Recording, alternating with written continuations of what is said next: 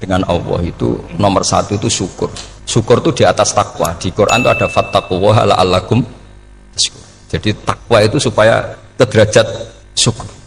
Kalau Nabi membahasakan kalimat thayyibah yaitu la ilaha illallah Muhammadur Rasulullah, itu kalimat yang otoritas kebenarannya itu absolut, pasti benar bahwa alam raya niki gadah pangeran ingkang asmanipun Allah Subhanahu wa taala.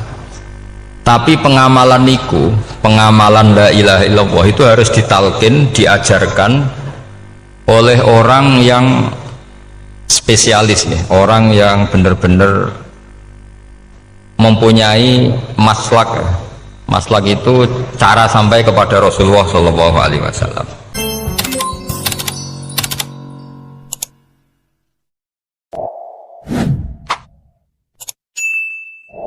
Bismillahirrahmanirrahim. Alhamdulillahirabbil alamin. Wassalatu wassalamu ala asyrafil mursalin sayyidina Muhammadin wa ala alihi washabbihi ajmain. Amma ba'du. Dengan Allah itu nomor satu itu syukur. Syukur itu di atas takwa. Di Quran itu ada fattaqullaha la'allakum tashkurun. Jadi takwa itu supaya ke derajat syukur. Kalau Nabi membahasakan kalimat thayyibah yaitu la ilaha illallah Muhammadur Rasulullah, itu kalimat yang otoritas kebenarannya itu absolut, pasti benar bahwa alam raya niki gadah pangeran ingkang asmanipun Allah Subhanahu wa taala. Tapi pengamalan niku, pengamalan la ilaha illallah itu harus ditalkin, diajarkan oleh orang yang spesialis nih, orang yang benar-benar mempunyai maslak. Maslak itu cara sampai kepada Rasulullah Shallallahu Alaihi Wasallam. Kalau tersemut ketika Mbah Mun sering ngendikan ihdinas siratal mustaqim siratal ladzina an'amta 'alaihim. Terus uniknya di surat Fatihah itu, ya Allah tunjukkan kami ke jalan yang benar. Itu bukan sirotoka jalan jenengan, tapi siratal ladzina an'amta 'alaihim. Saya masih ingat betul ketika Mbah Mun ngendikan Allah itu mboten saged ditiru. Wong Allah mboten dahar, mboten ngombe, mboten tidur.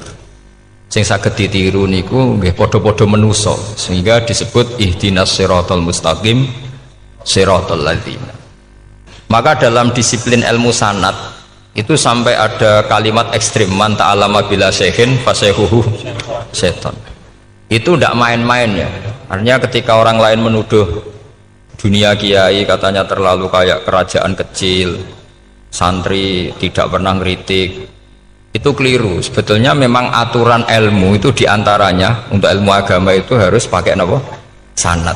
Bukti ini apa? Ihdinas siratal mustaqim siratal ladzina an'amta 'alaihim. Jadi untuk mengikuti jalan Allah niku harus mengikuti jalannya orang-orang yang telah engkau beri nikmat. Telah itu artinya finish. Finish itu artinya sudah meninggal. Saya masih ingat betul kalimatnya Mbah Mun, kalau kamu ngikuti orang, kalau ingin kebenarannya permanen, yang sudah meninggal. Sepotongan-potongan soleh dadakan ngeten kan nggak meyakinkan. Pas ngaji gayanya kayak wong soleh, enggak mulai kumat meneh, soleh meneh, kumat meneh, itu kan nggak meyakinkan. Istighfar gini nangis, karek nonton dangdut gini nyesal. Terus apa ya, nggak jelas no? Terus gak kasil maksiat ya nyesal, gak kasil toat gitu nyesal. Itu nanti ikut partai wa akharuna atarafu bidunubihim kholatu amalan sholihah wa akharuna sayyi'ah. Jadi orang-orang zaman akhir itu nyampur aduk antara kebaikan dan keburukan. Kayak sampean sering sholat saf awal itu ya baik, tapi ya ono sombongi. Maksudnya ono sombongi kowe iku sapa wani kok ngarep. Maksudnya itu ya ribet kan. Makanya ada wali jadi wali itu karena kalau sholat itu di belakang. Alasannya aku izin mbek pangeran sawane kok ngarep. Jadi ilmu itu macam-macam. Bapak Rian sering dawuh, nak ana wong istiqomah ngimami masjid itu ya apik. Tapi nak keseringan ya perkarane ambisi mau digenti. Jadi istiqomah itu nak keterusan itu ya dadi ambisi. Mulane gak jelas ngimami masjid terus istiqomah apa mau digenti. Artinya apa? Hidup ini gak jelas. Justru gak jelas itu bagus karena ketok menusane, napa? ketok manusia. Sehingga dalam ilmu fikih itu lucu. Lo cerita wali-wali top Abdullah bin Umar niku semadzhab dengan Abdullah bin Abbas. Mboten seneng urip teng tanah haram.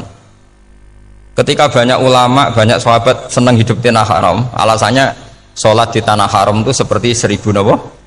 Sholat. Tapi yang dipikir beliau bukan sholatnya, maksiat di tanah haram juga lipatannya sama. Maka rumahnya Abdullah bin Umar itu pas ning perbatasan.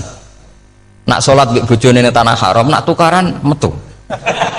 Jadi ono area tukaran itu dikondisikan steril. Jadi masyhur itu. Jadi beliau nak lagi mesra mbek bojone wiridan teng tanah haram, nak tukaran metu sik. Baru tukaran.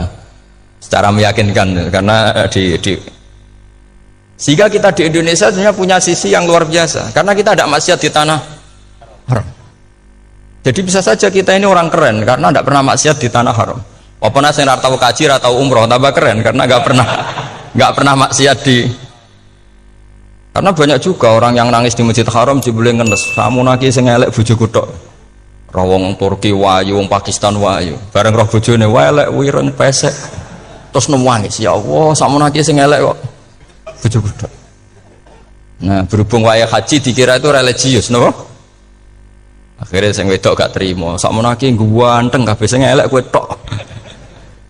Makanya di haji itu pangeran nyindir faman faradha fihinnal hajja fala rafatha wala fusuqa wala jidala bil hajj. Itu pakai fi ku ing dalem. Jadi potensi maksiat kalau kaji itu fi.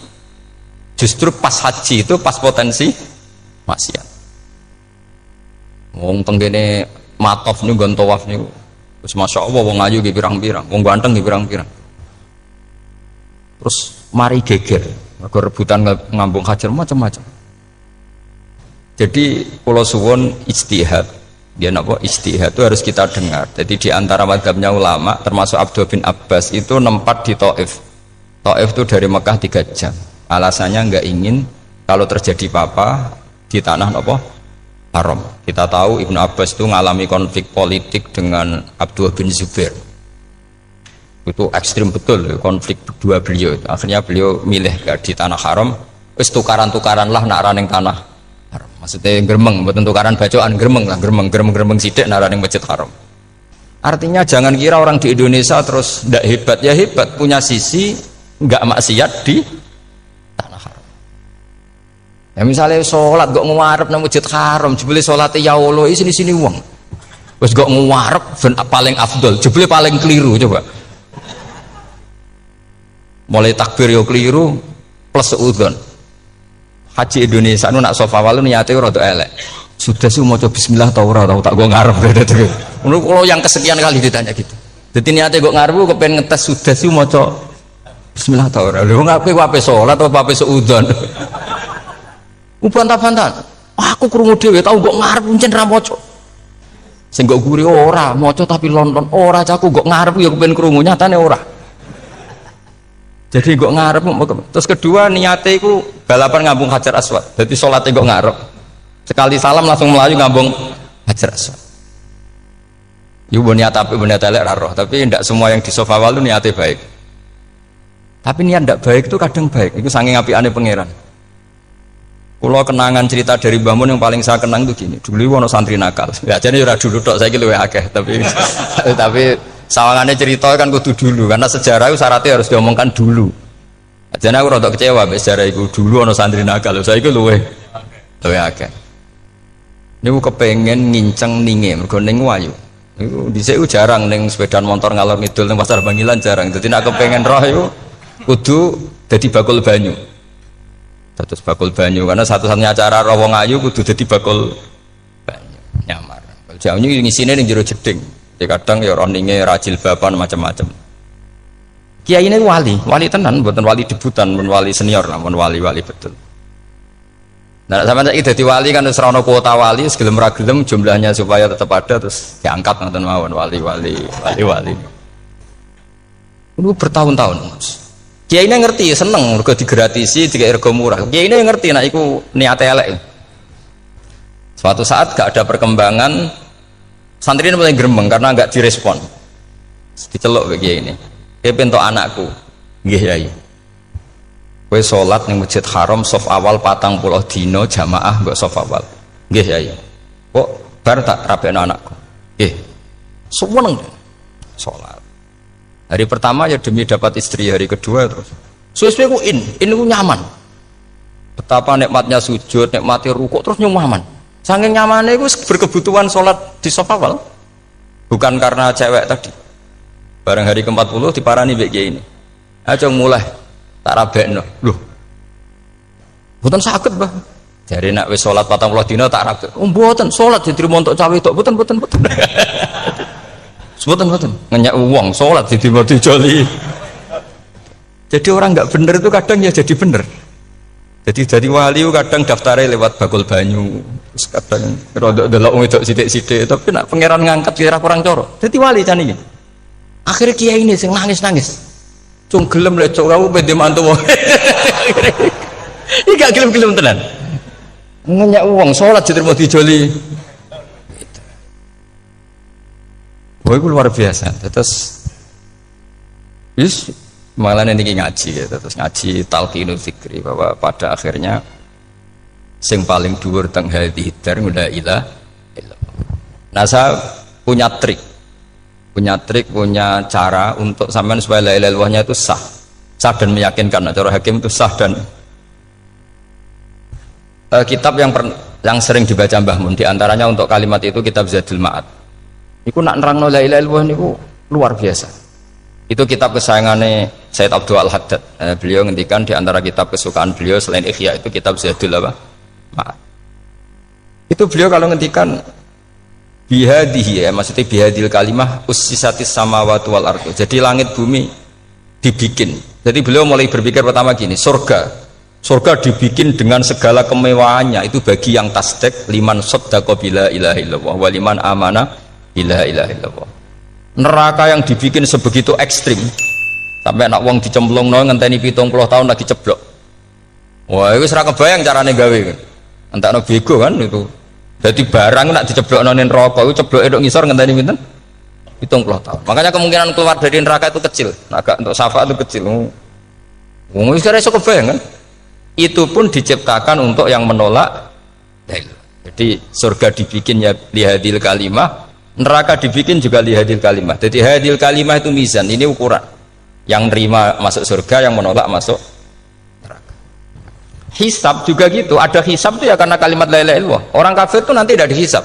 Nah cara Ibnul Qayyim, adosnya nggih ngoten. Ulaikal ladzina kafaru bi ayatina rabbihim wa liqaihi fahabitat a'maluhum fala nuqimu lahum yaumal qiyamati wasna. Ya lucu tuh, mosok Fir'aun dihisab. Kan sekarang neraka kan. Jadi hisab itu nanti itu yang enggak jelas-jelas. Makanya sampean berhati-hati, itu potensi dihisab. Jadi yang jelas itu ada hisab. Mosok kanjeng Nabi dihisab kan enggak mungkin. Nabi Ibrahim mosok dihisab. Fir'aun mosok di, karena yang jelas surganya enggak dihisab, yang jelas nerakanya juga enggak dihisab. Lah nek sing pengajian yo teko, dangdutan yo teko, lah ini yang ini yang itu. Ya itu hisab itu. Delok biskop ya bayar, mlebu masjid ya bayar. Cuma ada biskop 10.000, nak ning masjid 2.000. Itu ya hisab itu nanti. Jadi orang kafir yang karuan kafirnya itu istilah Quran fala nuqimu lahum yaumal qiyamati wasna. Nah, artinya ada hisab juga tolak ukurnya la ilaha illallah. Terus wa bihadil kalimah bu isatir rasul. Karena kalimat ini Rasul diutus untuk melatih la ilaha illallah. Jadi kalimat ini luar biasa. Tapi setelah jadi tahlil terus yang mau coba ngantuk, terus jumlahnya kakean kan, terus akhirnya gak sakrat. Akhirnya lewat di komentar suwi temen. Pemenang nak sing mimpin tahlil wong tuwek terkenal suwi lagi tahlil dipimpin Mbah niki sing mburi mesti sambat wah suwi mesti. Itu kriminal kita, itu kesalahan kita. Kalimat yang harusnya jadi tolok ukur surga neraka itu ukurannya kalimat itu. Kemudian kita nganggap kalimat itu sebagai kalimat yang apa? Prop. Itu aja sampai ya. Makanya kalau suwon sing mimpin tahlil aja suwi-suwi lah. Bismillahirrahmanirrahim ping 3 hadir terus bar. Niku semua ijazatnya hanya 3 kali. Itu kok udah dipirang-pirang niku. Tapi nak la ilaha illallah tolong gak hadir ya tak baleni neh dadi 6. Kok gak hadir? Jebule ping 1000 pun ndak hadir lah ini yang masalah. Sekolah waca ndak ini supaya sampean ngerti kalimat itu menjadi kualitasnya bagus ndak itu karena cara pandang. Itu tadi kalau sampean mikir surga dibikin semewah itu dengan fasilitas bidadari secantik itu, semuanya kelas A, itu ya bagi yang menerima la ilaha illallah. Neraka dibikin se ekstrim itu juga bagi yang nolak. Jadi ini kalimat pembeda, makanya kalimat haqqin 'alaiha nahya wa 'alaiha namu. Wa biha atau wa 'alaiha. Ijazah kene usume usum. Wa biha atau wa 'alaiha. Tren ini kene wa 'alaiha atau wa biha. Wa biha apa wa 'alaiha? Enggak yang di sini umumnya, Pak. 'Alaiha nahya wa 'alaiha namut. Wa 'alaiha atau wa biha. Wa 'alaiha atau wa biha. Oh berarti orang jelas prinsipnya, gak jelas. Gak jelas. Jadi kalau suwun Mbah Mun sepuh-sepuh niku fi akhiri hayati nu sering maos talqinu dzikri. Karena memang beliau ingin di akhir hayatnya juga kita semua nanti di akhir hayatnya semuanya min ahli la ilaha illallah Muhammadur Rasul. Dan itu dimulai dari sesuatu yang sangat-sangat ilmiah. Yaitu tadi dimulai kenapa surga dibikin untuk sing iman la ilaha illallah. Kenapa neraka dibikin untuk yang menolak la ilaha illallah. Kemudian Rasul diutus untuk melatih la ilaha illallah. Nanti ada azab ya karena menolak la ilaha illallah. Ada maghfirah karena yang terima la ilaha illallah. Makanya istighfar, kalau cara oleh ijtihad, niku istighfar itu setelah la ilaha illallah cara kula oleh ijtihad. Di beberapa Indonesia itu thariqah punya istighfar dulu baru la ilaha illallah. Tapi banyak ulama yang berpendapat dibalik. La ilaha illallah dulu baru. Karena istighfar itu didengar Allah itu setelah tauhidnya benar. Ini cara madzhabnya Abul Hasan apa? Asyadzili, yaitu fa'lam annahu la ilaha illallah baru wastaghfir li dzambika ai li hadil kalimah. Karena orang bisa dimaafkan itu berdasar kalimat la ilaha illallah. Misalnya begini ya. Orang kafir itu kafir terus sampai 70 tahun. Sekali melafatkan la ilaha illallah itu yughfar lahum ma qad salaf. Jadi kullil ladzina kafaru iyantahu yughfar lahum ma qad salaf. Artinya orang kafir itu belum pernah tahlil, belum pernah istighosah. Ya belum pernah istighfar, tapi sekali melafatkan la ilaha illallah secara sah langsung yughfar lahum ma qad salaf. Berarti dulu mana la ilaha illallah sama istighfar untuk kepentingan dimaafkan Allah? La ilaha illallah cara madzhab Abul Hasan Asyadzili karena alasannya wong kafir sing kafir wae tanpa istighfar asal kalimat la ilaha illallah benar langsung yughfar lahum maqad. Jadi cara pikirannya Abdul Hasan Asyadzili itu la ilaha illallah yang benar dan kamu baru istighfar nanti insya Allah pasti dimaafkan bihaqqi la ilaha illallah. Jadi fa'lam annahu la ilaha illallah baru wastaghfir li dzambika bihadil kalimah karena sahnya istighfar setelah kalimat ini sah. Itu orang kafir yang kafir berpuluh-puluh tahun itu langsung diberi bonus sama Allah yughfar lahum ma qad salaf. Nah, ukuran iyan tahu pakai apa coba? Hei para wong kafir nak kowe mendo sangka kekafiran ukurannya pakai apa? La ilaha illallah. Sekali la ilaha benar langsung yughfar lahum ma qad salaf. Makanya ketika Ja'far Shadiq, Sayyid Ja'far Shadiq beberapa lama arja ayatin fil Quran adalah qulil ladzina kafaru iyan tahu yughfar lahum ma qad salaf.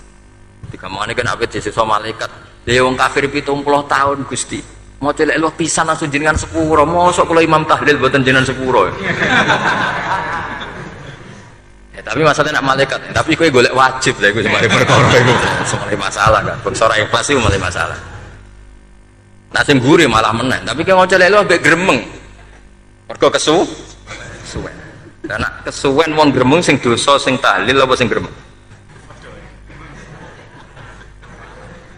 sing tahlil ya melok dosa mergo kesuwen sing gremeng dosa wong kalimat thayyibah kok digremengi. Nah terusno sing ngundang ya melok dosa pisan ribet kan. Ya ora ono fikih ngono ya ora ono. Maksudnya kula cerita daripada rawan dosa ya mendingan la ilaha illallah sing ora gremeng. Carane piye? Sing mimpin ya sing fasih sing cepet. Insyaallah. Oh teng desa kula anggere muni tahlil ben Gus Wak suweneng kabeh mesti cepet. Jamin mesti cepet. Kalau ya sering ngomong, aku cepet lah luwih mati sing suwi. Mergo suwi mari dosa gremeng ya perkara. Nah kiai-kiai kan do sungkan mek kula. Nah teng adat masyarakat kan nggih sampai Gus sampai anak kiai kan sungkan dadi kiai-kiai sing tua-tua akhirnya melok cepet. Dan ini harus diilmoni. Saya ulang lagi ya. Sebetulnya dalam thariqah Syadziliyah itu la ilaha illallah dulu baru istighfar. Alasannya apa? Sihhatul istighfar itu ba'da sihhati la ilaha illallah. Jadi dia bawa nggih qul lil ladzina kafaru iyantahu yughfar lahum ma qad salaf. Saiki intiha anil kufri, berhenti kekafiran dengan kalimat apa? La ilaha illallah. Itu langsung yughfar lahum ma qad salaf. Dan Allah ngendikan fa'alam annahu la ilaha illallah baru wastaghfir lidzam. Ai bihadil kalim. Artinya gini, bisa saja istighfar kita itu tidak didengar Allah karena tauhid kita tidak pernah benar. Mau ngelafat notok tapi tauhidnya tidak benar. Maka terus dibutuhkan latihan-latihan dari ahlul ilmi, misalnya kayak Imam Sanusi, kayak Imam Asy'ari, itu pelatihan-pelatihan la ilaha illallah dengan pemaknaan yang luar biasa. Misalnya begini, ambil saja la ilaha illallah itu dengan makna seperti ini. Tidak ada sesuatu yang maujud kecuali disebabkan oleh yang super maujud. Alam raya ini, langit bumi ini kadung berstatus maujud. Kan nggak mungkin yang maujud diciptakan yang tiada. Nak ngono mau hadhil maujudat khalaqaha wajibul wujud. Lah wajibul wujud ini yang bernama Allah Subhanahu wa ta'ala. Maka kualitas Anda iman tuh lebih tinggi. Selama ini kan enggak. Orang no pangeran kecuali Allah. Terus Allah itu yang siapa? Ya Allah yang siapa itu harus kamu berani mensifati. Allah belum pernah menceritakan dirinya di Quran kecuali beliau dia mensifati zatnya. Saya adalah sing khalaqas samawati wal arda misalnya. Saya adalah zat yang begini. Karena itu dengan cara itu bisa dikenali. Ya, dengan cara itu bisa dikenali. Makanya Allah itu harus kita kenali, yaitu lewat ma'rifatullah. Ibadah tertinggi adalah ma'rifatullah. Ya caranya ma'rifat tadi dimulai. Gak mungkin alam raya ini kemudian diciptakan oleh al-adam, sesuatu yang tidak ada. Pasti yang namanya maujudat diciptakan yang maujud. Karena maujud ini maujud pencipta harus super. Lah super itu bahasa Arabnya wajibul wujud. Karena pencipta harus awal. Gak mungkin Fir'aun itu Tuhan lahirnya di bumi, berarti dulu buminya ketimbang Fir'aunnya. Tuhan-Tuhan yang lain juga begitu, masa dulu buminya ketimbang Tuhannya. Makanya Allah pasti Tuhan betul karena bersifat awal, bersifat qadim. Nah kalau kamu mulai latihan gitu, iman kamu itu bil bayyinah. Dan syaratnya iman yang benar adalah bil bayyinah.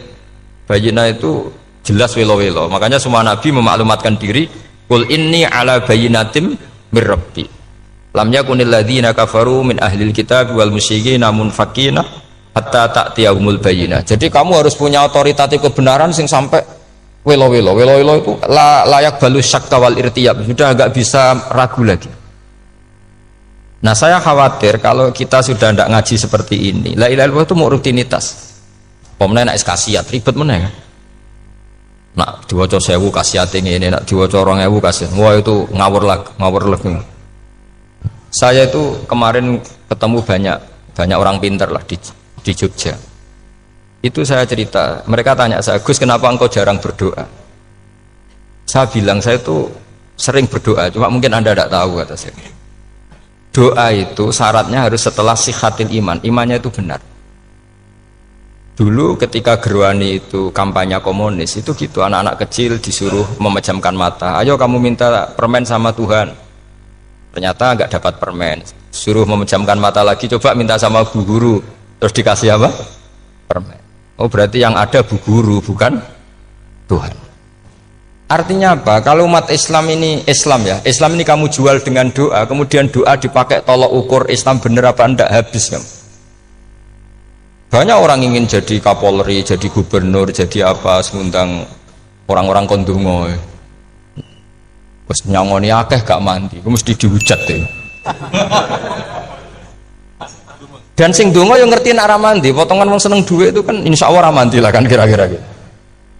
Jadi korbannya itu Islam kalau terus menerus doa yang dipakai apa? Transaksi. Maka doa itu nomor 2 atau 3, nomor 1 itu ya iman tadi, ma'rifatullah itu nomor 1. Bukan doa, karena kalau doa dijadikan nomor 1 takutnya itu dipakai ukuran. Makanya ketika orang kafir minta sama Nabi, minta itu ya bahasa Arabnya doa. Untuk mengubah Mekah jadi begini, untuk mengubah Mekah jadi makmur, jadi ada sungainya, roh. Nabi gak mau. Padahal Nabi kalau doa pasti mustajab apa enggak? Tapi andekan itu diturutin, maka ukuran iman selalu pakai doa. Dan itu bahaya jangka panjang, karena Nabi pirsa pengganti beliau-beliau kamu-kamu yang nanti doanya tidak mandi, itu bahaya, itu tidak prospek cara hitung-hitungan. Iya nak zaman Nabi donga mesti mati. Nah, ketika era sampean, dia nak kiai tenan Pak. Kalau donga ana sugih, nak sugih kira kiai kan ribet. Mungkin dhewe kiai ora sugih kan ribet kan. Maka kita sebagai ulama itu punya hitung-hitungan. Nah, beda dengan pakai ma'rifatullah. Misalnya begini, ini contoh paling gampang. Orang kafir itu dulu mengukur kebenaran Muhammad. Mereka tentu manggilnya Muhammad. Muhammad, kalau kamu mengklaim bahwa orang mati bisa hidup lagi, coba mbah-mbah kamu yang sudah mati bangunkan. Kalau bisa berarti kamu benar, kalau ndak ya ndak. Pertanyaannya itu yang faktu bi abaina in kuntum apa? Sodikin. Pertanyaannya, ngukur kebenaran dengan cara itu yang bikin standar siapa? Nah, Nabi itu sempat terdesak karena itu dipakai ukuran. Tapi kalau pakai ilmu mantek, jawabannya lebih gampang. Ngukur kebenaran dengan cara itu versi siapa? Versi saya. Kamu benar itu kalau bisa membangkitkan orang mati. Terus dari Nabi, ya kalau versi kamu ya kamu yang membangkitkan, nanti ditanya bareng-bareng. Loh, ini kan kita seperti itu kan, kita sering. Artinya apa? Islam ini yang bisa mengawal hanya ilmu. Doa itu nomor 2, yang bisa mengawal Islam hanya fa'lam, harus ilmu annahu la ilaha illallah. Ketika orang kafir lo tanya, Muhammad kalau kamu Rasul betul, fasayir jibala Makkah, jibalu Mekah kamu jalankan kemudian jadi emas. Dan orang-orang yang mati bangkitkan, kemudian kita tanya, adinuka hakun amla, agamamu benar apa enggak? Nabi andikan minta kira-kira dituruti Allah apa enggak? Pasti dituruti. Tapi masalahnya, masa menunggu itu? Masa Allah menjadi Tuhan nunggu itu? Allah selalu Tuhan baik orang percaya atau tidak. Makanya Allah tidak mau nuruti, karena itu jadi problem jangka panjang. Iya, kalau Nabi mustajab doanya, terus era umatnya seperti ini, sing kiai ini bendino dalail ora mesti mandi dongane. Wis sing tirakat lah ora mesti mandi dongane. Nak bab donga niku wis padha wae lah. Misalnya mesti mandi, nak wong waras mesti dinggo donga husnul khotimah, ora dinggo golek sugih, itu mesti amatir. Nah masalahnya nak dinggo husnul khotimah bagi mereka yang kedonyan ya gak ngefek, dianggap tidak prospek. Panjang kan? Makanya itu pinternya Nabi, nomor 1 itu al ilmu, fa'lam annahu la ilaha illallah. Lagi wastaghfir li dzambi. Jadi kalau suwon, kenapa ini cerita Mbah Mun, kenapa akhir-akhir beliau sering talqinu zikri, sering melatih zikir, itu sirinya diantaranya bahwa kalimat ini harus menjadi kalimat super, kalimat sing alaiha nahya wa alaiha namut wa alaiha nub'ats atau wabiha nub'ats insyaallah ta'ala minal amin. Yaitu tadi, kita sebagai kiai itu ikut menjaga ini, jangan sampai kalimat ini membosankan. Tahlile suwi barbar segitu ono sing nyoal la ilaha illallah Muhammadur Rasulullah lane kurang panjang iki wakaf ta ora terus panjang. Bahwa agama ini dimulai hatta ta'tiyahumul bayyinah. Jadi sesuatunya harus benar-benar sampai jelas. Orientasi para ulama dulu itu cara menerangkan la ilaha illallah itu sampai difahami an bayyinatin. Makanya semua nabi memaklumatkan diri kul inni ala bayyinatin mir rabbi. Sampai di situ. Dan semua cerita-cerita di tafsir Jalalain di apa-apa itu ukuran kebenaran itu lam yakunil ladzina kafaru min ahlil kitab wal musyrikin namun fakina hatta ta'tiyahumul bayyinah. Monggo. Maka semua kita itu harus punya kecakapan untuk merangkai dalil. Kalau gak ada pengalaman saking kitab-kitab turos, kitab-kitab dulu. Itu ketika beberapa ulama ditanya dulu, ketika ulama-ulama dulu berdebat tentang apakah imanul muqallid, imannya orang yang tidak bisa berargumentasi tentang Tuhan itu diterima apa enggak, rata-rata ahli sunnah bilang diterima, tapi tetap dengan catatan itu potensi goyah. Itkul man qallada fit tauhidi imanu lam yakhlu min tardidi. Tapi ternyata ulama-ulama itu prakteknya juga mengajari masyarakat supaya ada sedikit dalil atau kepastian logika. Masyhur itu ulama dulu ketika tanya orang-orang Arab, orang-orang desa Ya Arabi, bima arafta rabbak. Kamu kok tahu kalau Tuhan itu ada, itu gimana? Jawabannya mereka meyakinkan. Al-ba'ratu tadullu alal ba'ir wa atharul aqdam yadullu alal masir. Ana tletonge sapi ya mesti ana sapine. Ana atharul aqdam, artinya ana tipake wong liwat ya mesti ana sing liwat. Sehingga itu sudah dianggap cukup kalau ada makhluk ya ada khalik. Artinya terus menjadi gampang ketika Allah ngendikan misalnya am khuliqu min ghairi syai'in. Mosok hadhil makhluqat sing maujudat kemudian khalaqahal adam. Itu kan enggak ketemu akal. Maka termasuk kekaguman saya sama kitab Fathul Bari sarahnya Bukhari itu ngendikane wa hadza sing inda ahlil mantak yusamma iltizazan aqliyan, bahwa agama ini harus ada kenyamanan secara akal. Kalau Nabi membahasakan wajadah halawatal apa? Iman. Iman yang manis itu misalnya kita profesor, kita ilmuwan, kita seorang yang top, yang paling cerdas di dunia. Kemudian kamu secara agama didogma oleh pimpinan agama kamu. Kebetulan pimpinan agama kamu misalnya komunis. Terus diberi ajaran misalnya hadhil maujudat khalaqahal adam. Yang maujud ini diciptakan ketiadaan. Kan mungkin profesor lah mesti stres. Piye wong Adam kok ciri utama ketiadaan ya layu asiru saya tidak ngefek. Bandingkan dengan misalnya kita goblok lah, petani lah, wong paling goblok lah misalnya diajari bumi ki ana mbah wonten, terus sing gawe bumi ana ya ana, wong barange ana kok sing gawe ra ana. Lebih gampang. Lah itu cara Fathul Bari hadaddin itu mudah sekali, sahlah qoriba. Kalau dalam baca Said Abdul Haddad itu hadil kalimah sahlah qoriba. Salah qoriba itu enak difahami karena ya sudahlah, kalau hadil maujudat ya khalaqahal maujud. Berhubung maujud ini maujud khaliq ya wajibul wujud, kira-kira maujud super lah atau kausa prima atau apa. Jadi segampang itu ulama menerangkan tauhid. Nah khawatir saya kalau penjelasan seperti ini sudah hilang terus mau wong takok kasihate nak maca sakmene paket ngene, nak sakmene paket ngene. Lah anak ramadi terus mental. Jute la ilaha illallah ya ngobos. Nah ini kan jadi tersangka. Makanya saya tadi bilang, saya berkali-kali saya belajar tauhid, belajar ilmu mantek, itu kepentingan saya hanya satu, supaya orang familiar dengan logika la ilaha illallah. Itu tadi mulai yang pelatihan kelas ringan, yaitu tadi al-ba'ratu tadullu alal ba'ir wa asarul aqdam yadullu alal masir, sampai pelatihan yang agak berat, tapi sebenarnya tidak berat-berat banget. Karena tadi am khuliqu min ghairi syai'in. Masa kalian semua yang sebegini hebat maujudat kemudian kamu disebabkan oleh sesuatu yang tiada. Iku mbok sampean profesor lah iku ora iso logika, wong barang ra ono kok nyebabno. Al-aqdam ya dulu alal masir. Jadi ono teledong ya mesti ono sapine. Ono kipak tracakane tak kaki ya berarti ono wong sing barli liwat. Artinya hadil alam ini atharun min athari qudrati. Kalau suwun, kalau wau mun maca sanad talqinu dzikri dari Mbah Mun, dan saya berharap kita ini saling menopang. Makanya saya Gus Zofur itu sering belajar mantek sampai belajar usul fikih, karena nggak bisa kita tanpa ditopang ilmu-ilmu seperti itu, tidak bisa, karena banyak khurafat, banyak syubhat.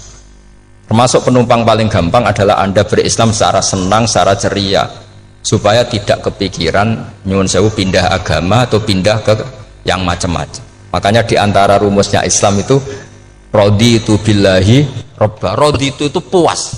Sampai cari di kamus, ridho itu puas, marem. Ojo mbok maca di pangeran Allah pahpoh.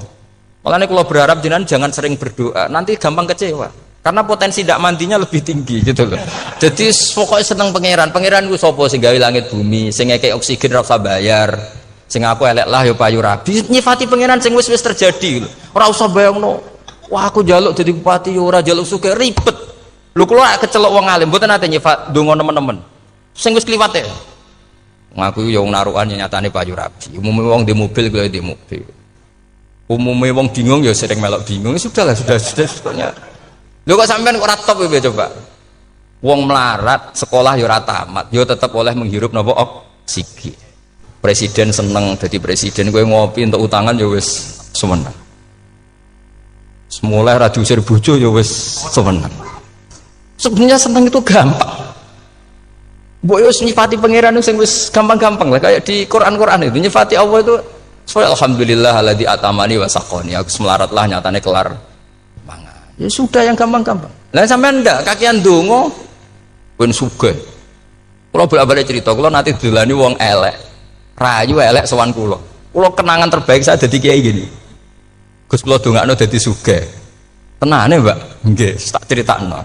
Nak bojomu iku sugih. Sing pertama ditoto apa? Omah Gus ya, omah ditoto. Sesuai mobil ditoto Alfa. Terakhir sing dievaluasi ku sampeyan. Omah wis apik, mobil wis apik, sing elek apa? Bojomu mesti sampean kena evaluasi. Iku wis mesti ya. Akhirnya serasito. Jadi kalau nu nate bully tiang terbaik lah. Kenangan saya terbaik jadi kiai ini gini ku. Akhirnya, iya Gus. Kan gak mungkin. Omah suwapi, mobil suwapi. Coba yang kamu evaluasi apa tuh? Mulai artinya sudah lah, tidak usah kepengen itu dikurangi lah. Hubungan kita dengan Allah itu mensifati itu insya Allah pasti lebih indah. Ya misalnya kita Islam ya alhamdulillahilladzi hadana li hadza ma kunna linahtadiya laula. Sudah, tapi sekali sampean mikir tak rewangi Islam ya mesti mlebu swarga. Oh mesti kena waswase setan tak jamin. Tak rewangi salat ya mesti swarga. Tapi nak sampean alhamdulillahilladzi ja'alana minas sajidin wasyakirin aman.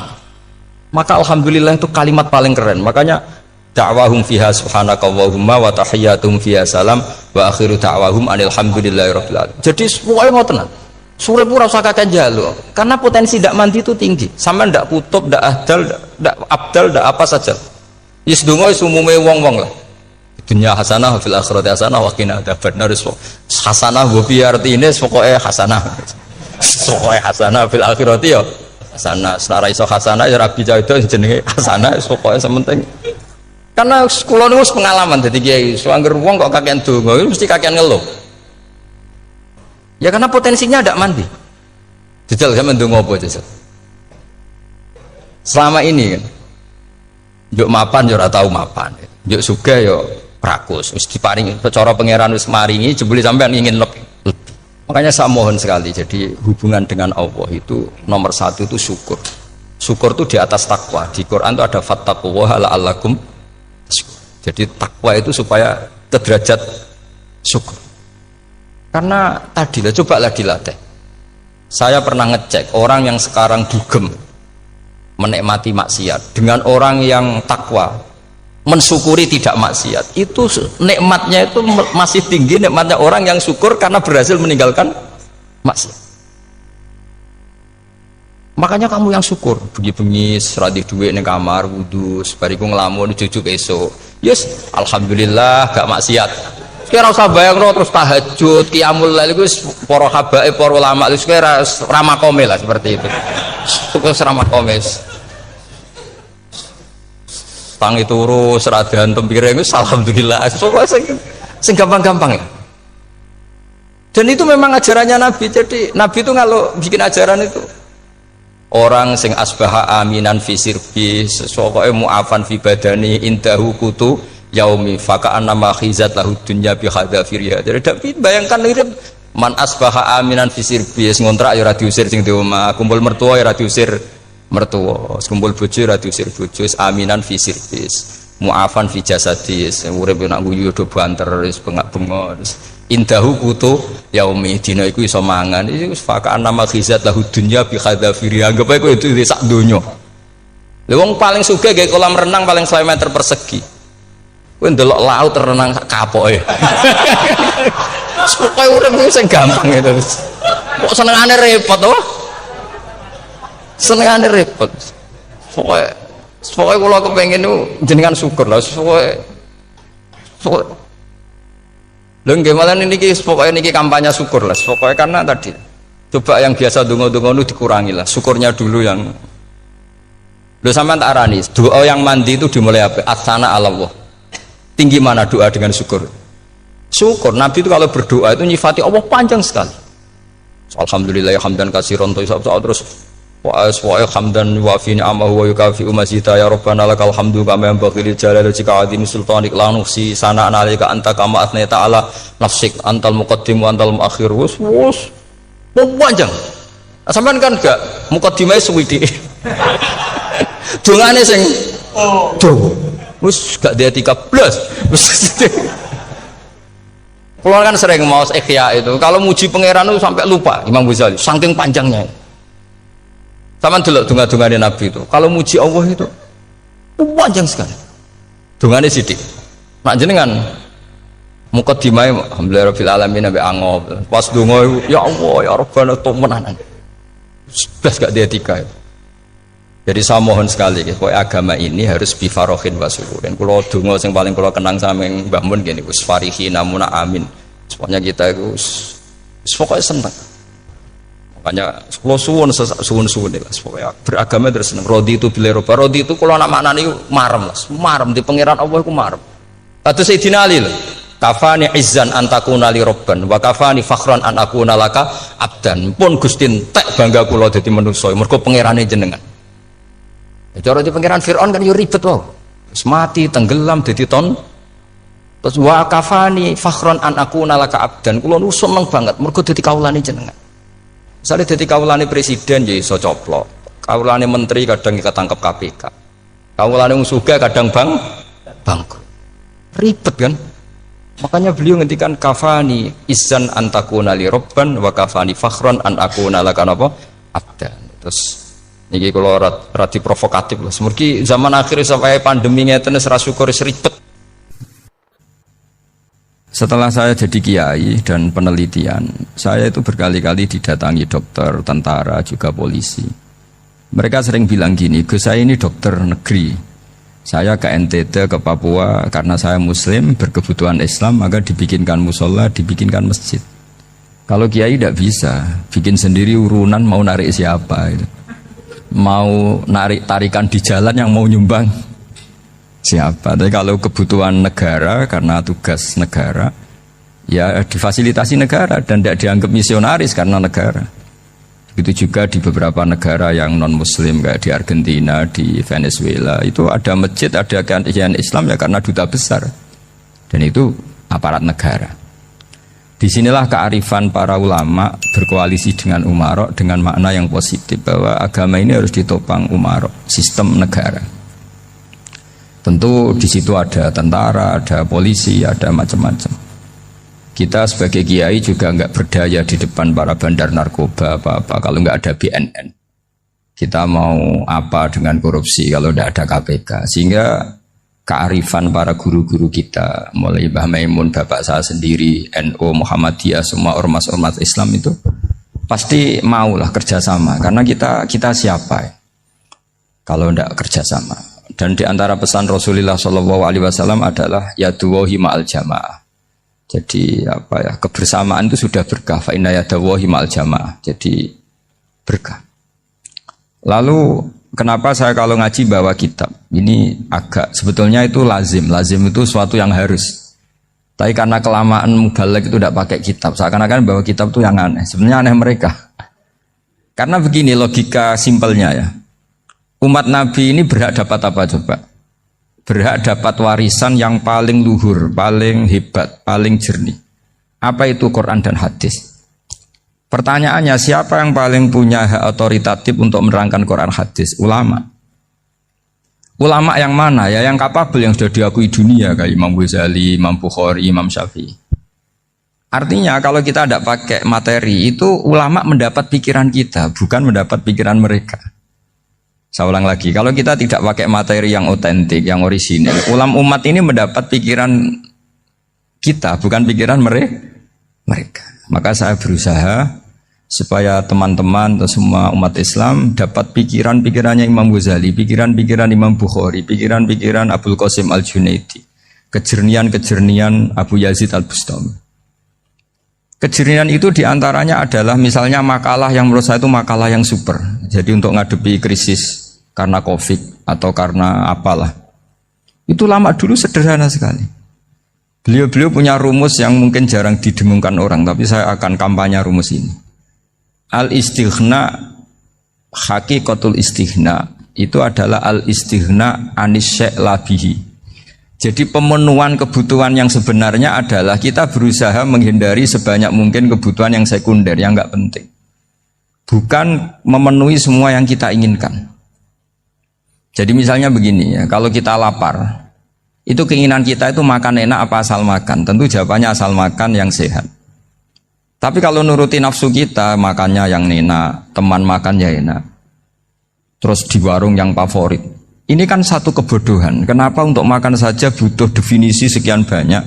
Yang kita harus kecewa, warung favoritnya bisa sudah tutup, atau kita ke sana harus macet, ribet. Yang benar-benar arif dan bijaksana itu adalah al-istighna anisya. Sesuatu yang tidak mendesak itu jangan jadikan kebutuhan. Sehingga kalau kita puasa misalnya, semua makanan itu enak karena kita sangat lapar. Sehingga Abul Qasim Al-Junaidi ketika ditanya, ma'idamu to'am, lauk makanan itu apa? Jawabannya lucu, alju, lapar. Kalau kamu lapar ya semuanya enak. Ini sudah mulai hilang. Kita bilang makan enak itu ya sate, ya gulai, ya pizza yang kita senang. Akhirnya apa? Untuk nikmati nikmatnya Allah itu kita jadi ribet. Apalagi yang orang-orang fasik harus ditemani perempuan yang tidak halal misalnya, atau harus ada ajudan, ribet. Nah pertanyaannya, orang yang ribet sama yang nggak ribet itu pinter mana? Pinter yang nggak ribet. Nah ini kearifan-kearifan yang mulai hilang. Lalu siapa yang bisa mewarisi itu? Ya ulama. Jadi ulama itu cara berpikir sebenarnya simple. Makanya mereka sering kalau tahajud itu, di antara makalah Sayyidina Ali paling terkenal dan yang menjadikan beliau punya derajat yang luar biasa, itu adalah kafani izzan antakuna li robban wa kafani fakhron an akuna laka abdan. Ya Allah, saya ini sudah begitu mulia, begitu terhormat dan sangat-sangat terhormat karena yang menjadi Tuhan itu Engkau. Jadi rumus pertama itu karena menjadi Tuhan itu Engkau. Hanya Tuhan yang abadi, Tuhan yang pertama, hanya Tuhan yang al-awwal. Coba ya Allah, kalau saya ini punya Tuhan Fir'aun, punya Tuhan mati jadi tontonan lagi, itu kerennya di mana coba? Andai kan kita punya Tuhan Fir'aun, atau punya Tuhan yang asal usulnya manusia, apapun hebatnya manusia itu, kita punya Tuhan manusia itu. Tuhan yang lapar, yang kalau nggak makan mungkin pingsan, mungkin bisa kena COVID, nanti Tuhannya diisolasi, kayak apa? Makanya ketika Tuhan Allah menyindir ketuhanan selain Allah itu, Allah hanya menyindir dengan kalimat sederhana, kana yakulanit to'am, yang kamu tuhankan itu masih makan. Artinya kalau nggak makan ya lemes. Jadi lama-lama ada orang gini, alhamdulillah tadi Tuhan mampir ke saya, kelihatannya lapar, setelah tak kasih makan sehat lagi. Susah nggak punya Tuhan yang seperti itu. Beda dengan Tuhan kita, Tuhan yang nggak butuh makan, nggak butuh minum, al-qayyum, zat yang berdiri sendiri tanpa butuh yang lain, al-awwal. Sebelum ada langit bumi sudah ada Tuhan kita yaitu Allah. Bandingkan dengan Tuhan-Tuhan yang dipertuhan yang lain, yang adanya setelah bumi, misalnya Fir'aun dan sebagainya. Sehingga Sayyidina Ali pertama jadi kebanggaan apa? Kafani izzan antakuna li robban. Saya ini keren betul, karena punya Tuhan yaitu Engkau. Tuhan yang lahul asma'ul husna, Tuhan yang semuanya punya kebaikan, punya keabadian, punya keagungan. Terus wa kafani fakhron an akuna laka abdan, dan saya bangga sekali karena saya menjadi hambamu. Kalau saya jadi hambanya Pak Rektor ribet kan, sudah tak hormati ternyata nanti tidak rektor, ya kan ribet kan. Terus pokoknya ribet, jadi budaknya manusia itu ribet. Makanya ada seorang wali datang ke temannya yang jadi presiden atau jadi raja. Datang ke situ karena tidak punya uang, mau minta uang karena temannya raja.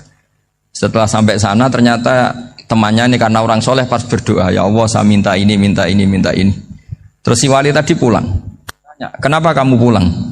Ternyata dia sama, masih minta-minta kayak saya.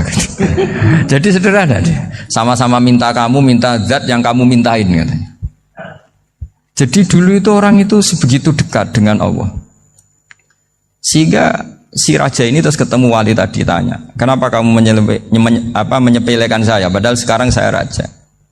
Terus ditanya sama wali tadi, karena temannya, kalau kamu di padang pasir tidak bisa minum dan harus minum 1 gelas, dengan ongkos kamu harus mengasihkan semua kerajaan kamu demi minuman itu. Pilih mana, minuman apa tetap jadi raja? Ya saya milih bisa minum. Saya tidak raja tetap hidup, tapi kalau nggak minum mati. Bagaimana Anda bangga dengan satu kerajaan sing la yusawi kak samain, yang tidak sama dengan segelas air.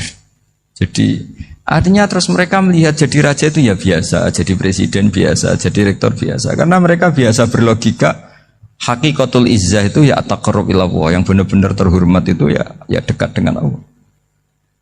Begitu seterusnya mereka bikin paradok-paradok yang aneh, tapi itu menjadi pelajaran.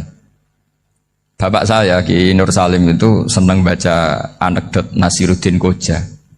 Itu kalau bikin orang-orang aneh, itu dia datang ke satu pesta, pakai baju lusuh, pakai sarung lusuh atau celana lusuh, sama Sohibul Bait yang punya acara dibiarin.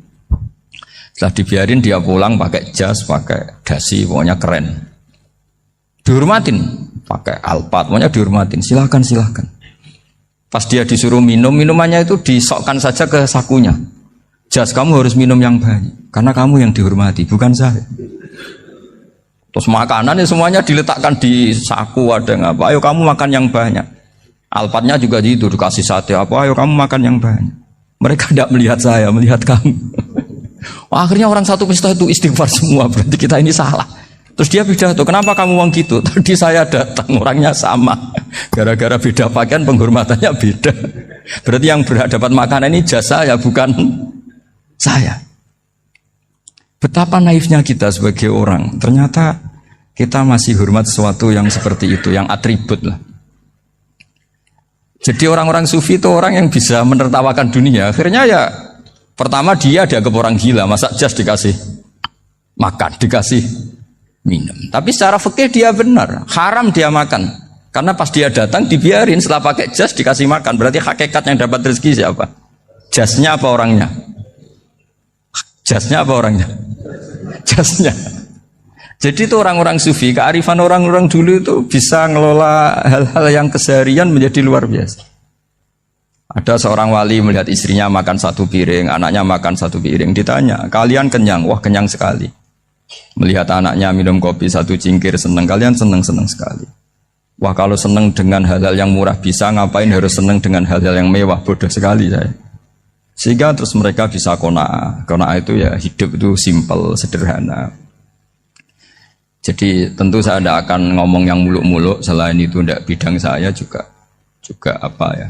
Kita ini butuh obat di kondisi Covid seperti ini, butuh kesederhanaan, butuh apa ya?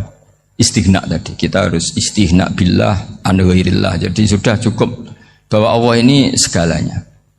Sehingga tadi saya dengarin himnenya Unisula, yang paling saya kagum adalah dimulai dengan kalimah-kalimah thayyibah.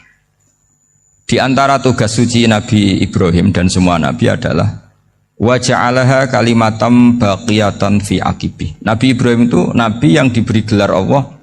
Dia adalah Nabi yang menjadikan kalimat tauhid itu kalimat yang abadi. Fi aqibi, di anak turunnya, di semua generasinya. Baik anak turun karena gen maupun karena pembinaan, karena pendidikan.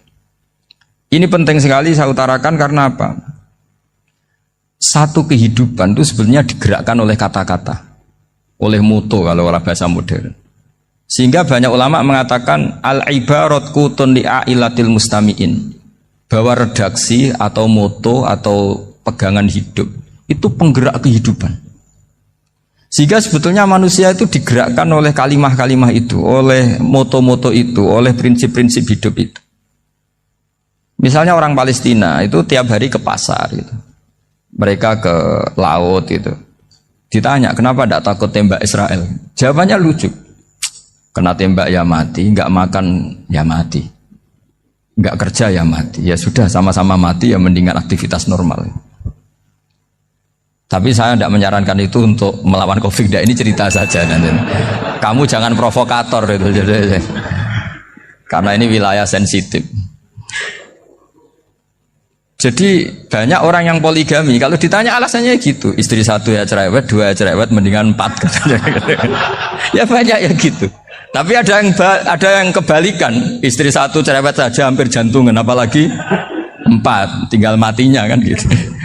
Itu semua yang menggerakkan itu kalimat. Kalimat itu satu pegangan. Banyak orang loh yang nggak ingin jadi rektor tuh banyak loh Pak Bejo. Jangan kira semua dosen ingin jadi rektor. Melihat rektor sibuk rapat mempertahankan reputasi Unisula terus sering pegang kepala. Ngapain repot-repot? Jadi tukang sapu aja dapat gaji, ngopi, rokokan selesai. Bodoh amat jadi rektor, mikir orang banyak. Banyak loh orang yang nggak ingin jadi presiden tuh banyak.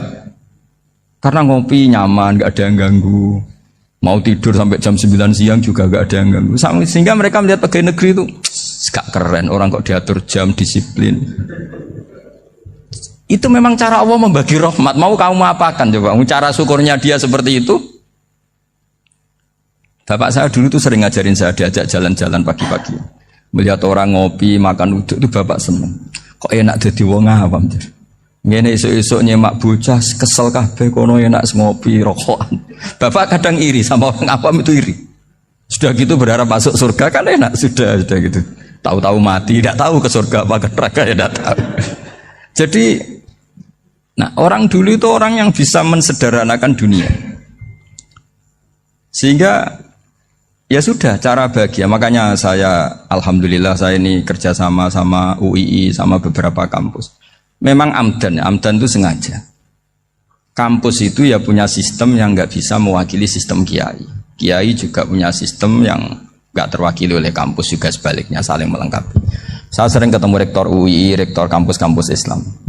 Mereka cerita, Gus pendidikan pondok harusnya dimodernkan gini-gini. Saya bilang, kalau pondok modern kayak kampus itu nanti saya ketemu Allah tidak bisa jawab. Kenapa Gus? Saya beri contoh gini. Kalau misalnya perempuan perawan lah atau apa saja, namanya perempuan, mau tanya tentang menstruasi atau haid. Kalau semuanya sistem kampus, dia harus kuliah dulu, registrasi dulu, kuliah dulu, bayar dulu, dan dapat jawabannya nunggu mata kuliah pas itu.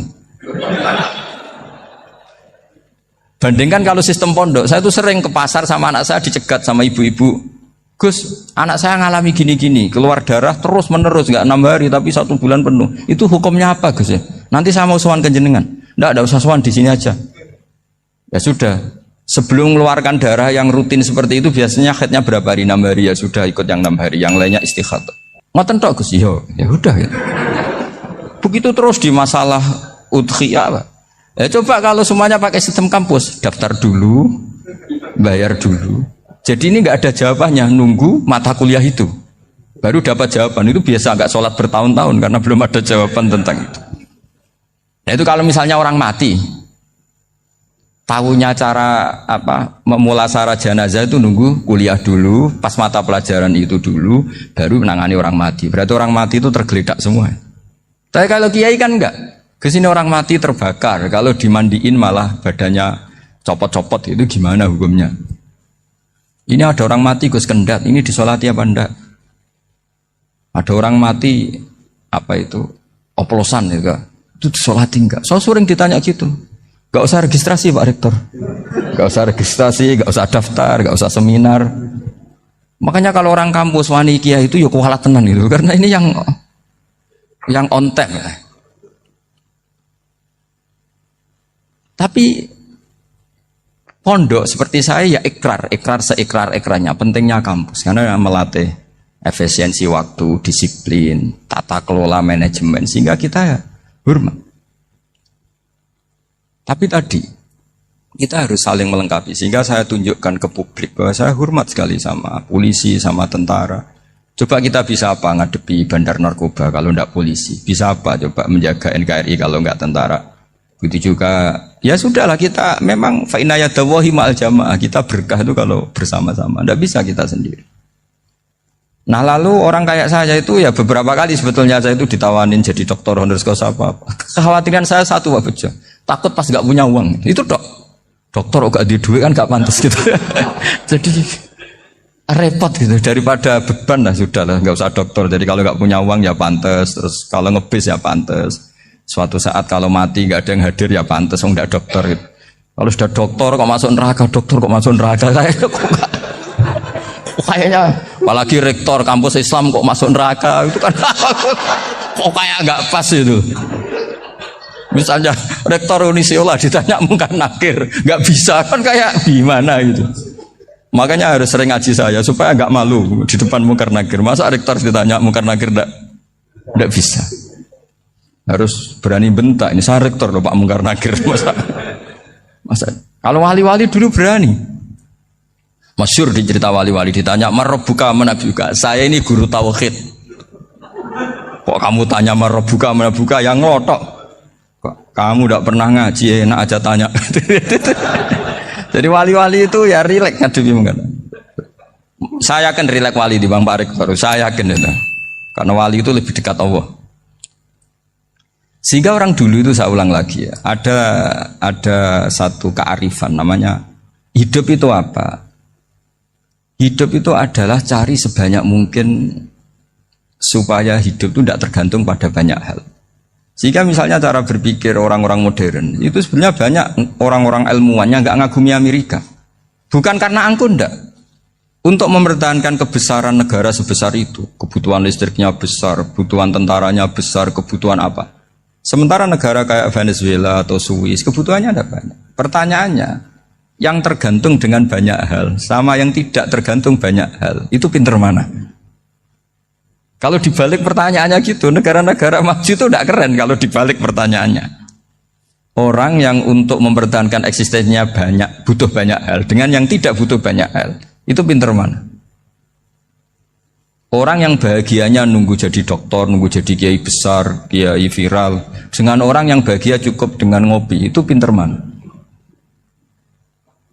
Tapi kalau dibalik pertanyaannya, orang yang tahunya nikmat hanya kopi, dengan nikmat yang banyak, pinter mana? Makanya Mbah Mun tuh kalau guyon itu lucu. Aku iku sakake ambek wong desa sing mlebu swarga. Saya dulu eskal mlebu swarga kok disakeni. Akhirnya beliau memberi penjelasan. Wong desa iku roe pakanan enak, iku mau kopi mbek uduk. Lah swarga iku mau nuruti sing dikarepno.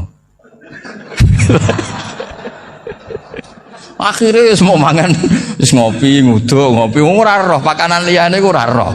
Nasi mandi yo ora roh, pizza yo ora roh apa-apa. Terus saya bilang, wah lah niku nak nganti selera tentang wanita cantik. Iku juga sederhana. Rodok pesek ya wis cantik, rodok ireng ya wis. Apa bidadarinya seperti itu karena saking enggak pengalamannya.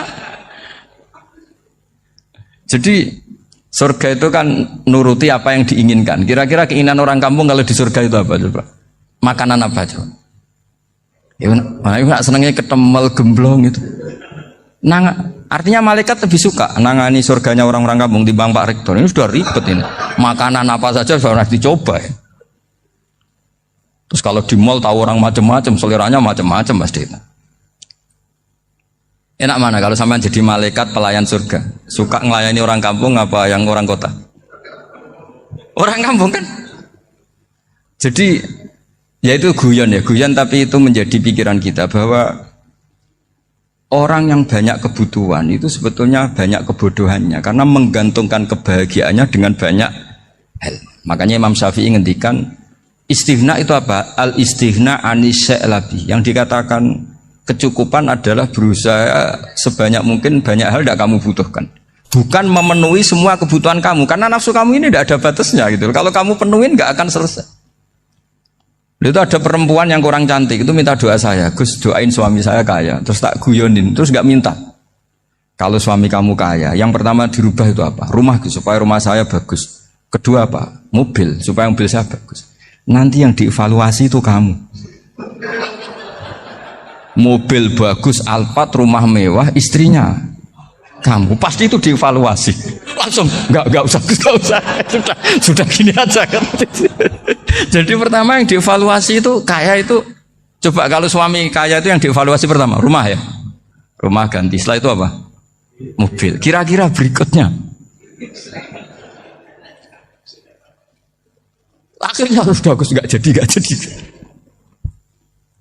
Nabi Ibrahim itu pernah minta umur panjang. Keren umur panjang. Sama Allah nggak dijawab. Datang orang tua gitu mertamu ke Nabi Ibrahim. Terus disuguhi dikasih kurma. Apa itu? Kok kurma apa? Anggur yang sudah matang sekali. Sudah dimakan. Setelah dimakan meler keluar lagi. Dimakan lagi meler lagi. Terus Nabi Ibrahim masuk lagi ke kamar. Ya Allah doanya tak cancel.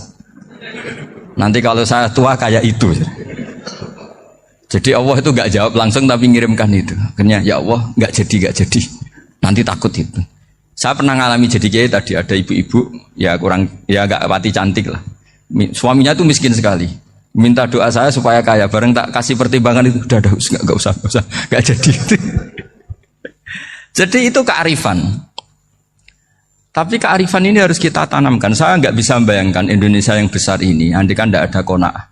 Nerimo ing pantum. Coba sekarang ada Covid. Andai kan Indonesia tuh kayak Perancis. Saya beberapa kali punya tamu orang yang hidup lama di Perancis, bahkan dapat istri orang Perancis. Itu dulu nggak begitu mencintai Indonesia.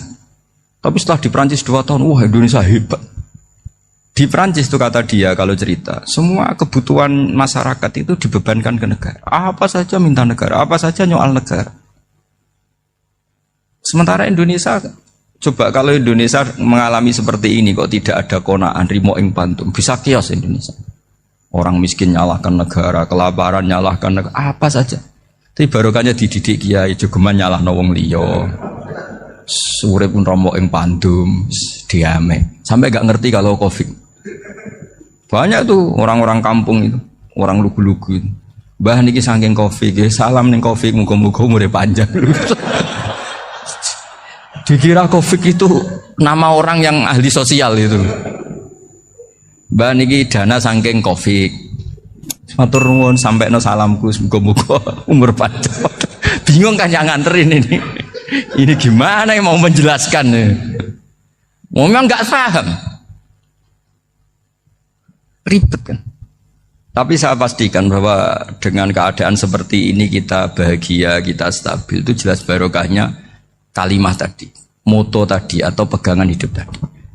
Makanya disebut al-ibarat qutun li'ailatil mustami'in, bahwa redaksi atau kata-kata atau pegangan atau filosofi hidup apalah namanya itu adalah penyemangat.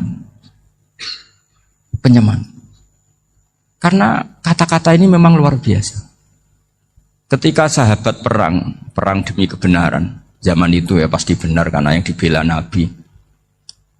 Dulu itu kan enak zaman Nabi, yang dibela mesti benarnya, musuhnya mesti salahnya. Sehingga dulu itu memang harus tegas. Kalau sekarang mau tegas gimana? Yang kamu bela tidak mesti benar, musuhnya tidak mesti salah. Ribet kan kalau misalnya saya tukaran sama Pak Rektor, kamu mau bela mana kan bingung.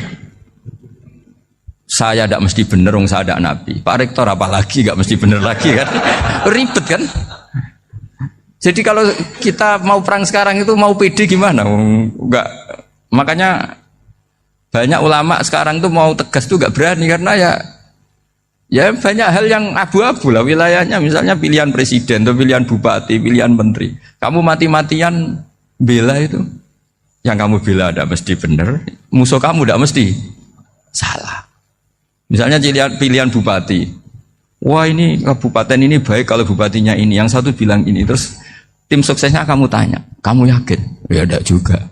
Lah kenapa semangat? Kan saya botohnya, paling alasannya ya itu aja, bukan yang lain. Beda dengan zaman Nabi, nabinya mesti benar, Abu Jahalnya mesti salah. Kan enak aturan mainnya jelas. Singkat cerita dalam perang itu banyak sahabat yang ngalami luka, ngalami apa gitu. Kemudian curhat lah ke Nabi, ya Nabi gara-gara derekkan jenengan, ngikuti jenengan saya harus ngalami seperti ini. Ngiranya orang itu diapresiasi sama Allah keluarnya. Ternyata sama Allah gak diapresiasi. Malah diturunkan ayat intakunu ta'lamuna fa innahum ya'lamuna kama ta'lamun wa tarjuna minallah malah yarjun. Kalau kamu sakit karena perang, orang-orang kafir itu ya sakit. Itu saja berani padahal demi kekafiran. Wa tarjuna minallah malah yarjun. Padahal kamu punya nilai lebih yaitu berharap kepada Allah yang mereka tidak punya. Saya jadi kiai itu ya kadang mangkel. Karena yang benci ya benci, yang seneng itu ngel-ngel loh kayak Pak Bejo. Jadi semuanya ribet. Nah iya, yang benci ya ganggu, yang seneng ya ganggu, tambah nemen. Seribet. Tapi kalau sudah ingat bandar narkoba, mereka berhadapan dengan polisi, kadang ditembak karena kesalahannya terlalu fatal. Antar persaingan mereka juga bisa tembak-tembakan karena merebut pasar narkoba. Itu saja mereka berani. Kok kita yang jadi kiai kadang dicium tangannya, dihormati gak berani, hanya takut apa ya, musibah-musibah kecil lah, atau problem-problem kecil. Lah iya, kalau kita bandingannya gitu. Kalau kamu mau tahajud kedinginan, itu masih nanti dihisab Allah itu gitu. Maling ayam itu keluar malam-malam, hanya dapat ayam. Itu gak takut dingin. Ya gak takut digebuki masa. Kamu mau tahajud saja takut dingin. Makanya nanti hisabnya orang soleh itu nanti dijajarkan orang dolim. Terus diperbandingkan. Wah itu habis kamu kalau itu. Jadi misalnya Unisula mau rapat, tapi ini malam, kalau malam dingin nanti sama masuk angin. Wah anak-anak pang di perapatan aja berani kamu. Kalau sudah perbandingannya gitu tuh ribet kita nanti. Makanya itu kalimat itu moto atau filosofi hidup. Sehingga diulang lagi nasihat itu. Iyam saskum korhun fakodu masal koma korhum mislu. Kalau kamu kena luka, orang-orang yang nggak benar juga akan kena luka. Itu aja berani demi ketidakbenaran. Masa kamu demi kebenaran nggak berani? Akhirnya orang itu, ya itu kalimat, itu heroik. Makanya kita ini penting ya, makanya tadi himne Unisula dimulai kalimat thayyibah. Karena kalimat ini yang menjaga kita, kalimat ini. Misalnya tentang Tuhan. Kenapa orang Islam imannya kokoh seperti ini, termasuk yang sudah hidup di Amerika, di Australia, di mana-mana. Itu ya barokahnya ajaran atau barokahnya kalimah. Saya sebut kalimah saya pakai bahasa santri. Karena la ilaha illallah itu dalam tradisi santri disebut kalimatu haqqin alaiha nahya wa alaiha namut wa alaiha nub'ats. Ada yang riwayat wa biha nub'ats insyaallah taala minal aminin. Kenapa mereka di mana-mana meskipun sekolah di Amerika, di Australia, bahkan di Uni Soviet tetap mukmin? Itu barokahnya ajaran yang benar. Allah itu siapa? Tuhan. Tuhan itu sifat dasarnya apa? Awal. Dia harus wujud awal sebelum makhluk yang lain. Sehingga ketika ada negara yang maju, yang tertib, manajemennya tertib, masyarakatnya makmur, tapi punya Tuhan yang tidak seperti itu, tidak awal, itu sudah gak nyaman. Karena ndaklah keren Tuhan saya, karena Tuhan saya itu al-awwal, zat yang pertama. Tuhan saya keren lah, zat yang gak mati. Tuhan yang gak mati, yang gak pernah mengalami kematian. Sehingga tontonan atau yang dilihat kenikmatan-kenikmatan yang lain ini tidak mengubah dia pendirian tentang Tuhan. Karena mantapnya satu kalimat tadi, bahwa Tuhan itu ya harus satu, harus awal, harus tidak mati, tidak rusak, tidak mengalami apa-apa yang membahayakan. Sehingga ketika ditawarin Tuhan yang lain, meskipun menjanjikan secara finansial atau kemakmuran, mereka gak tertarik. Itu coba, itu barokahnya makmur apa barokahnya ajaran? Barokahnya ajaran. Sering negara Islam itu kalah makmur dengan mereka, tapi barokahnya ajaran ini tetap apa? Tetap Islam. Makanya Nabi Ibrahim, Nabi yang sukses bikin wa ja'alaha kalimatam baqiyatan fi aqibi. Sehingga kita ini bekti sama orang tua misalnya, itu ya karena ajaran. Suwargamu itu karek wong tuamu. Nak wong tuamu ridho, Allah ridho. Nak ora ridho, Allah ora ridho. Ridho wa fi ridhol walidain wa sakhatu wa sukhtu wa fi sakhatil. Sehingga ketika ada orang tua yang agak brengsek gitu, anak-anak tetap hormat. Punya orang tua yang miskin, yang sudah miskin, tukang tombok nomor, banyak kan di kampung gitu. Ya tetap hormat. Coba kalau dari awal kita ngajari orang tua kamu hormati ya, kalau baik, kalau tidak usah. Bisa geger Indonesia. Tapi barokahnya ajaran-ajaran itu Indonesia tertib karena ada ajaran. Nah ini di sini pesantren dan Unisula semua harus berkontribusi membuat ajaran yang benar itu adalah ciri utama Islam. Sehingga Islam ini dimulai dengan ajaran kalimatu haqqin alaiha nahya wa alaiha namut. Sehingga kita tenang seperti ini. Saya ini termasuk kiai yang tenang. Meskipun kata orang banyak saya ini kiai besar, tapi termasuk kiai yang paling tenang. Termasuk yang paling tenang. Karena saya ini pakai mazhab orang-orang hebat. Saya berkali-kali cerita, orang kayak Imam Syafi'i itu orang yang luar biasa. Saya berkali-kali cerita, orang yang tadi nyium tangan kamu ya Imam Syafi'i, di belakang tuh ngerasani kamu, menghujat kamu. Jawabannya enak saja. Berarti saya alhamdulillah orang yang wibawa. Buktinya di depan saya nggak berani. Jadi enteng saja. Diceritain sebagian kampung, sebagian separuh dari warga kamu itu gak suka kamu. Ya bagus lah gak suka saya, gak akan utang duit saya. Di mana-mana orang utang itu karena teman dekat. Kalau gak seneng pasti minimal gak utang, gak pinjam mobil, gak pinjam apa. Berkah mana yang seneng sama yang gede? Jadi dianggap enteng saja. Semua yang dialamin dianggap enteng saja. Misalnya punya istri pemarah, ya baguslah marahin suami. Kalau marahin tonggo malah ribet. Jadi kamu harus terima kasih kalau dimarahin istri. Baguslah marahin saya mah, kalau marahin tonggo ribet. Jadi enteng saja. Tapi kita sekarang tuh karena nafsu ya, sehingga menghadapi hidup ini ribet. Ulama dulu kalau mau mati itu senengnya bukan main. Sudah lama saya ini ingin gak maksiat. Kayaknya gak maksiat paling efektif itu mati. Ya tidak apa-apa Gusti, kalau sebaiknya mati ya mati aja. Enteng saja. Jadi melihat kematian itu akhir dari segala keburukan atau potensi keburukan. Apapun baik kita sekarang, suatu saat mungkin kita gak baik. Yang bisa menghentikan ketidakbaikan atau potensi ketidakbaikan itu apa coba? Mati kan? Berarti mati itu mengerikan apa menyenangkan? Mesti kamu tidak berani menjawab. Meskipun secara ilmu kamu berani, tapi secara rasa agak berani kan? Saya ulang lagi ya, yang bisa menghentikan keburukan atau potensi keburukan itu apa coba? Apa? Kematian. Berarti kematian itu menyenangkan atau menyusahkan?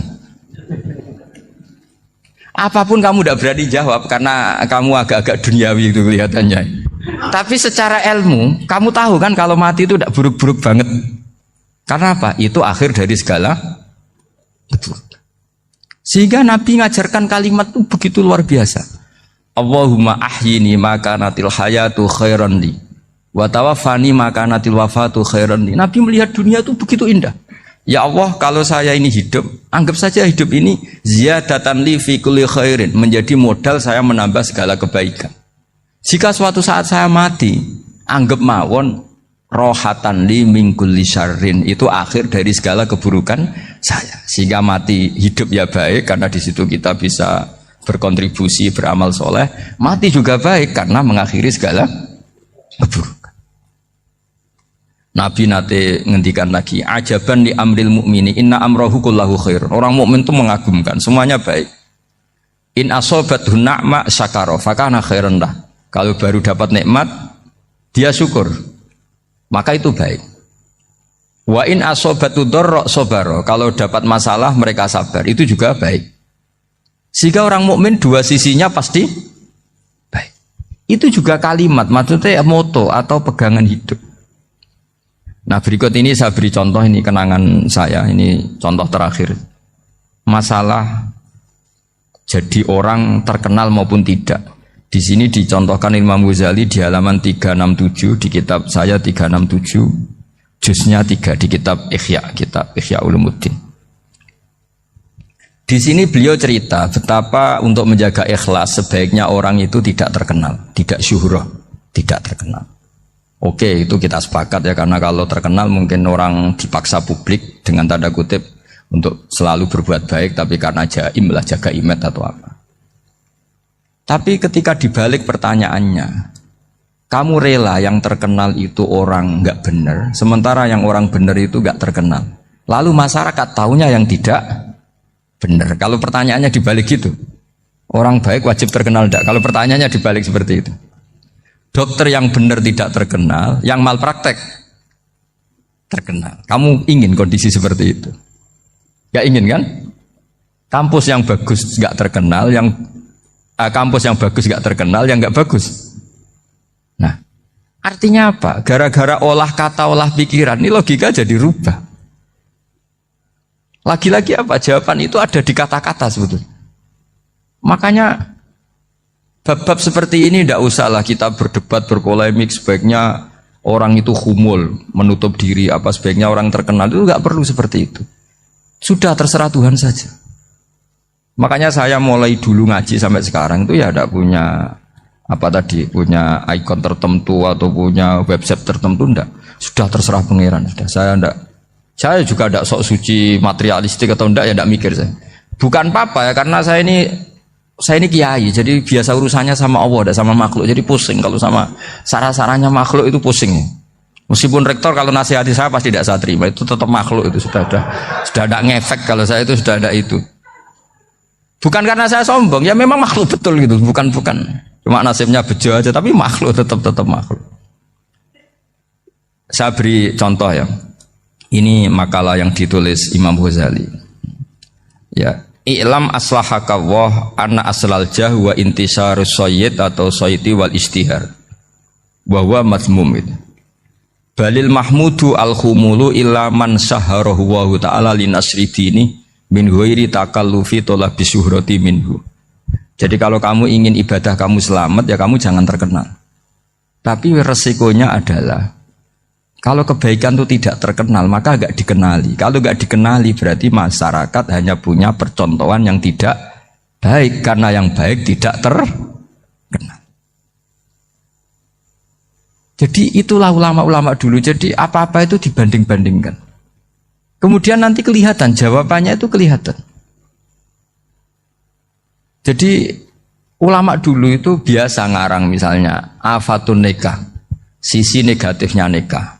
Harus ngurmat istri, harus macam-macam, kalau terlantar itu ya dosa. Seperti tadi Pak Marsudi cerita, kalau orang ngapalkan Quran itu takut lupa, kalau lupa itu jadi dosa. Pertanyaannya, kalau semua orang takut lupa, takut dosa, semua orang nggak hafal Quran karena potongan-potongan lupa. Cara berpikir tidak seperti itu. Kalau berpikir ya namanya hafalan, ya inginnya hafal, kan nggak ingin lupa. Lah nanti kalau takdirnya lupa karena hal-hal yang dimaklumi oleh syariat itu enggak yang termasuk dosa. Yang dosa itu lupa takliwiri udhrin syar'iyyin, lupa yang tidak ada sebab yang apa? Syar'i. Tapi lupa bawaan EQ-nya tidak bagus. Lupa bawaan sering dibentak. Oh itu enggak masalah karena bawaannya orang tertekan itu ya lupa. Coba kamu hafal Quran. Terus punya kredit jatuh tempo. Pas hari itu aku yakin enggak cerdas sudah.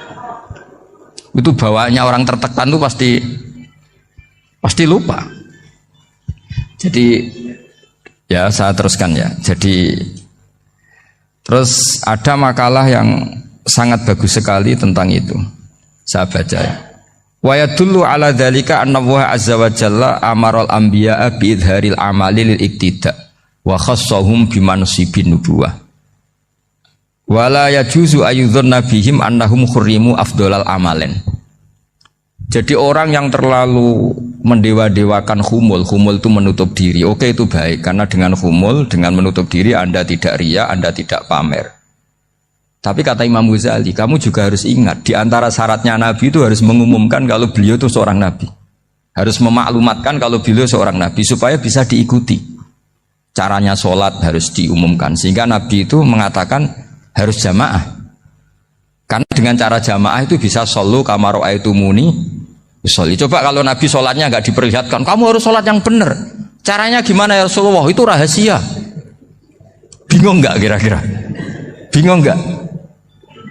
Ya misalnya amal rahasia selalu lebih baik. Terus ada pertanyaan, Nabi ngendikan kamu sholat yang benar. Caranya gimana Nabi? Ya itu rahasia. Terus gimana coba?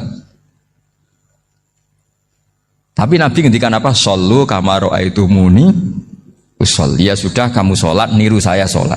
Berarti Nabi sholatnya diperlihatkan apa disembunyikan? Diperlihatkan. Jadi begitu juga saya berkali-kali bilang, orang tahu kalau itu bidan ya berdasar tulisan itu bidan. Tahu kalau itu dokter gigi ya itu dokter gigi.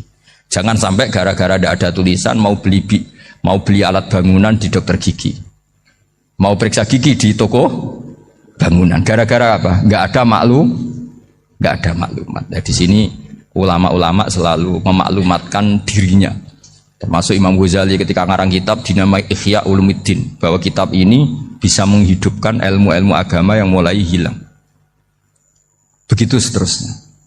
Jadi ini ngaji ya. Jadi orang itu harus ngerti ya. Jadi jangan nuruti emosi sendiri atau logika sendiri.